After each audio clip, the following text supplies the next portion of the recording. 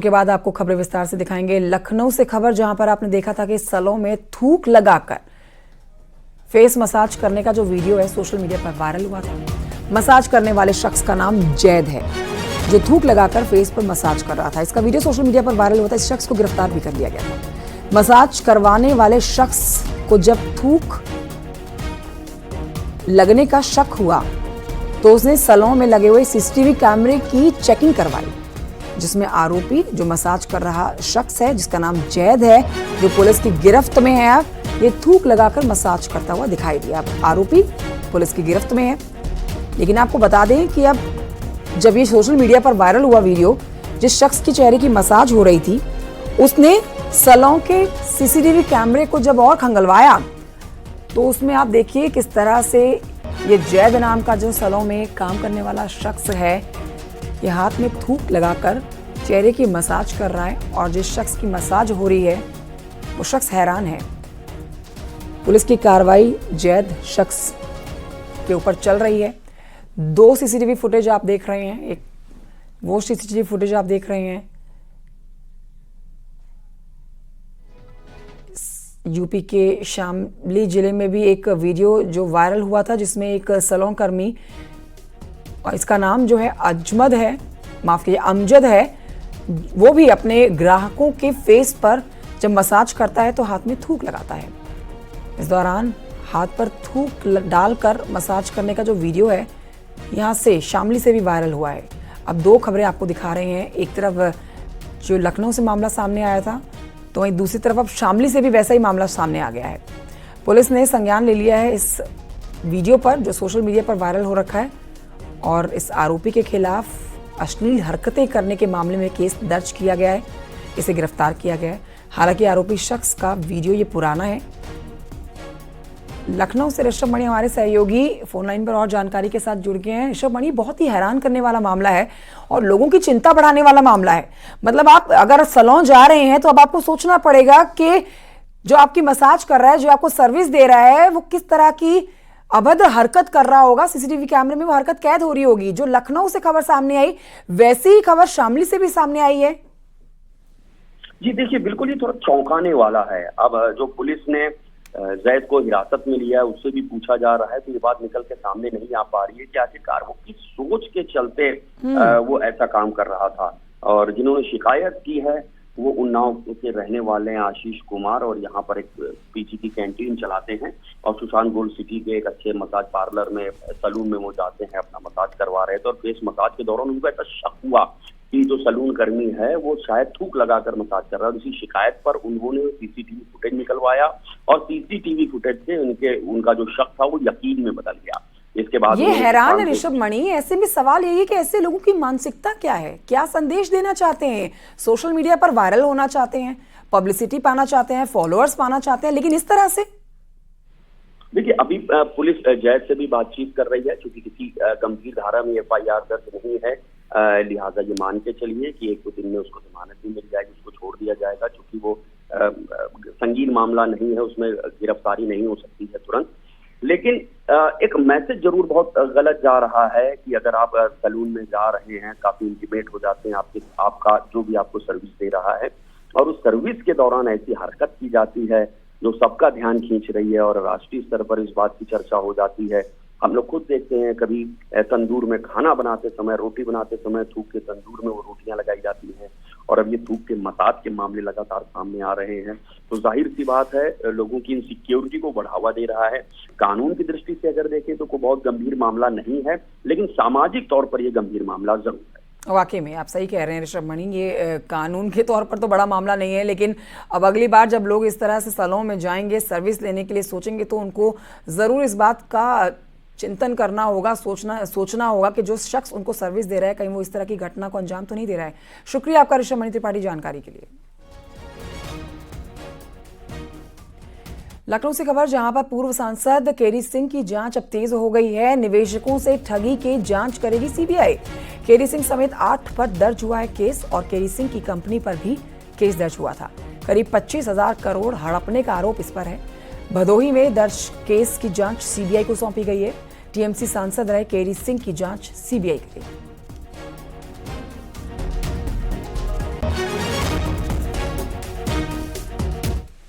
और आइए बात करते हैं G7 की, जहां पर पीएम मोदी ने इटली की पीएम जॉर्जिया मेलोनी के पोस्ट पर किए गए वीडियो को रीट्वीट किया है। देखिए, ये प्रधानमंत्री नरेंद्र मोदी का सोशल मीडिया प्लेटफॉर्म का हैंडल है एक्स का, जहां पर ये जॉर्जिया मेलोनी है, इनका ये वीडियो रीट्वीट प्रधानमंत्री नरेंद्र मोदी ने किया है और लिखा है कि इटली और भारत की दोस्ती हमेशा बरकरार रहे।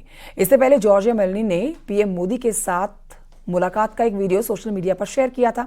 पीएम मोदी ने G7 सम्मेलन में शिरकत करने के लिए जब वो इटली गए थे तो उनके स्वागत के दौरान की ये वीडियो है, जहां उनकी मुलाकात जो है वो मेलोनी से हुई थी, जॉर्जिया मेलोनी, जिन्होंने प्रधानमंत्री नरेंद्र मोदी का स्वागत किया और अपने सोशल मीडिया प्लेटफॉर्म पर ये वीडियो शेयर किया, जिसे कई लाख लोगों ने देखा और अब प्रधानमंत्री नरेंद्र मोदी ने भी वीडियो शेयर किया है।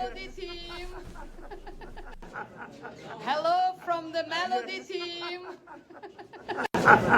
Hello from the Melody team. Hello from the Melody team.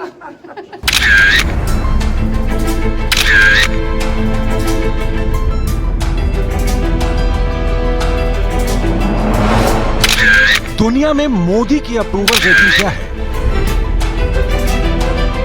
दुनिया के सबसे ताकतवर देश और उनके राष्ट्राध्यक्षों के लिए मोदी कितना मायने रखते हैं, इसका अंदाजा G7 की बैठक के बाद ली गई इस तस्वीर को देखकर लगाया जा सकता है, जिसके सेंटर में है हिंदुस्तान के प्रधानमंत्री नरेंद्र मोदी। प्रधानमंत्री नरेंद्र मोदी इटली में G7 समिट में शामिल होने के बाद स्वदेश लौट चुके हैं, लेकिन इस वक्त पूरी दुनिया में मोदी की तस्वीर छाई हुई है। पीएम मोदी ने G7 सम्मेलन के दौरान कई देशों के राष्ट्राध्यक्षों से मुलाकात की। पीएम मोदी इटली की पीएम जॉर्जिया मेलोनी से भी मिले और इस मुलाकात की सबसे खास तस्वीर मोदी के साथ मेलोनी की सेल्फी रही। प्रधानमंत्री मोदी ने एक के बाद एक इटली में वैश्विक नेताओं से मुलाकात की। प्रधानमंत्री मोदी अमेरिका के राष्ट्रपति जो बाइडेन से मिले और इस मुलाकात पर कहा कि भारत और अमेरिका वैश्विक भलाई के लिए मिलकर काम करते रहेंगे। प्रधानमंत्री ने इटली की प्रधानमंत्री जॉर्जिया मेलोनी के साथ बैठक की और उन्हें भारत को G7 शिखर सम्मेलन में बुलाने के लिए धन्यवाद कहा और साथ ही दोनों देशों के कॉमर्स, एनर्जी, टेलीकॉम जैसे कई क्षेत्रों में मिलकर काम करने पर चर्चा की। पीएम मोदी यूके के पीएम ऋषि सुनक से मिले और सेमीकंडक्टर, तकनीक और कारोबार के मामले में दोनों देशों के रिश्तों को मजबूत करने की बात कही। पीएम मोदी ने फ्रांस के राष्ट्रपति इमैनुअल मैक्रों से मुलाकात की और कहा कि साल में ये हमारी चौथी मुलाकात है। दोनों नेताओं ने रक्षा, सुरक्षा, तकनीक, एआई और ब्लू इकोनॉमी जैसे मुद्दों पर चर्चा की। इसके अलावा पीएम मोदी ने G7 शिखर सम्मेलन से अलग पोप फ्रांसिस से मुलाकात की और उन्हें भारत आने का न्योता दिया। पीएम मोदी यूक्रेन के राष्ट्रपति वोलोदिमीर ज़ेलेंस्की से भी मिले, जिनके साथ आपसी रिश्तों और कारोबार के बारे में बात हुई। पीएम ब्राजील के राष्ट्रपति लुला दा सिल्वा से भी मिले और जॉर्डन के किंग अब्दुल बिन अल हुसैन और तुर्की के राष्ट्रपति रेसेप तैयब एर्दोआन से भी मिले। उन्होंने G7 समिट के दौरान एंटोनियो गुटेरस से भी मुलाकात की। G7 समिट के आउटरीच सत्र के दौरान बोलते हुए पीएम मोदी ने ग्रुप की 50वीं वर्षगांठ पर बधाई दी। पीएम ने कहा कि टेक्नोलॉजी की सफलता के लिए मानव केंद्रित दृष्टिकोण की जरूरत है, जैसे भारत में डिजिटल टेक्नोलॉजी से लोगों तक सेवाएं पहुंचाई जा रही हैं। इसके अलावा पीएम मोदी ने भारत के एआई मिशन की बात की, जो एआई फॉर ऑल यानी सभी के लिए एआई पर आधारित है। पीएम मोदी ने कहा कि एआई का इस्तेमाल सभी लोगों की प्रगति के लिए होना चाहिए। पीएम ने कहा कि भारत एआई के ग्लोबल पार्टनर के तौर पर वैश्विक भागीदारी को बढ़ावा दे रहा है। पीएम ने क्लाइमेट चेंज पर भी दुनिया को संदेश दिया और कहा कि भारत 2070 तक नेट जीरो के लक्ष्य को पाने की दिशा में काम कर रहा है। पीएम ने पौधारोपण अभियान से जोड़ने के लिए दुनिया को संदेश दिया, जिसको प्लांट फॉर मदर नाम दिया गया है। यही नहीं, पीएम ने ग्लोबल साउथ की चिंताओं को प्राथमिकताओं में रखने का आह्वान किया। G7 शिखर सम्मेलन से लौटने के बाद पीएम मोदी ने अपनी इस यात्रा का एक वीडियो भी सोशल मीडिया पर शेयर किया और लिखा कि उन्होंने विश्व मंच पर भारत का दृष्टिकोण प्रस्तुत किया।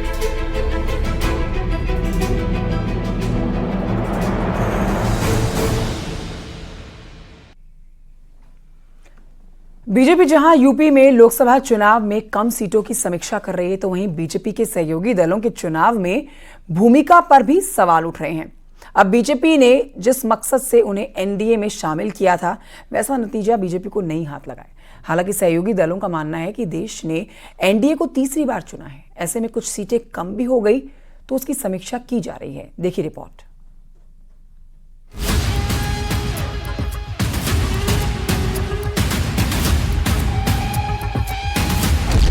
यूपी में बीजेपी के सहयोगी दलों का खास प्रदर्शन नहीं रहा, जिसका खामियाजा बीजेपी को यूपी में काफी सारी सीटें गंवाकर भुगतना पड़ा।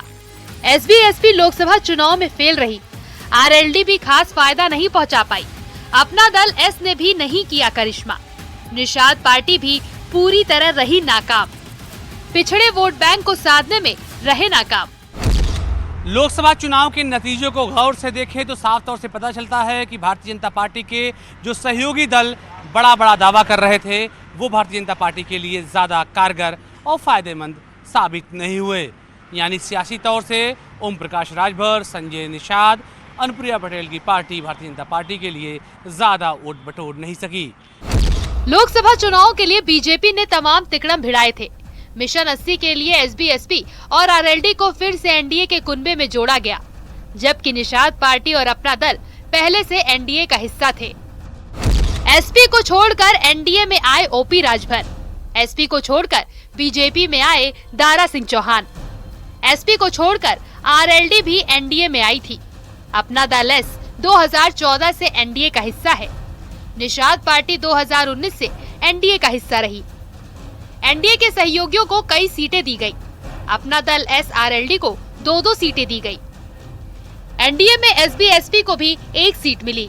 प्रवीण निषाद दूसरी बार संत कबीर नगर से लड़े। समाजवादी पार्टी ने भी यूपी में एनडीए के सहयोगी दलों पर तंज कसा है, साथ ही आरोप लगाया है कि यूपी में बीजेपी के तमाम सहयोगी दलों का जनाधार अब पहले जैसा नहीं रहा। इस बार लोकसभा चुनाव में जनता ने उन्हें पूरी तरह नाकार दिया। देखिए, समाजवादी पार्टी इंडिया गठबंधन जो है लगातार सड़क से लेकर के सदन तक पीडीए परिवार की लड़ाई, पीडीए की आवाज़, दलितों, शोषितों, वंचितों की लड़ाई जो है वो सदैव लड़ता रहा है। और जब से ये लोग भारतीय जनता पार्टी के ये लोग घटक दल बने, इन्होंने पीडीए की रफ्तार को उन्होंने धीमी करने का काम किया। इनको न दलितों से, न इनको गरीबों से, न नौजवानों से, न पीडीए से, न शोषितों से इनको कोई वास्ता नहीं रहेगा। इन्होंने उनसे बहुत दूरी बना ली, जिसका खामियाजा आज की तारीख में इनके, चाहे संजय निषाद जी की पार्टी हो, चाहे अनुप्रिया पटेल जी की पार्टी हो, चाहे ओम प्रकाश राजभर जी की पार्टी हो, उसका खामियाजा इनको भुगतना पड़ा। और आज उत्तर प्रदेश की देवतुल्य जनता ने दिखा दिया। बात अगर व्यक्ति परफॉर्मेंस की करें तो ओपी राजभर पर गैर यादव और ओबीसी वोट बैंक को एनडीए के पाले में लाने की बड़ी जिम्मेदारी थी। लेकिन ओपी राजभर सिर्फ अपने बेटे को ही नहीं, बल्कि अपने प्रभाव वाली सीटें भी बीजेपी को नहीं जिता पाए।